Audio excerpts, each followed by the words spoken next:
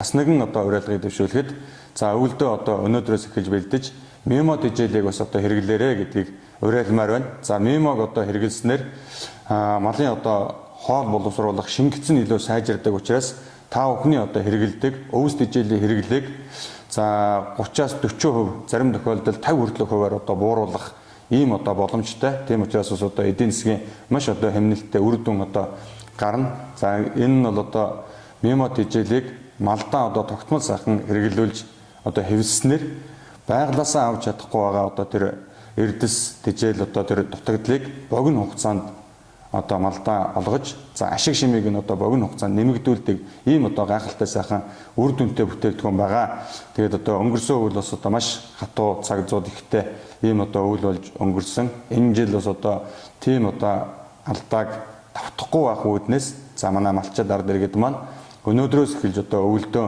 бэлтгэхдээ мемо тэжээлийг одоо сонгон хэрэглээрэ гэдгийг та бүхнээсээ уриалж байна.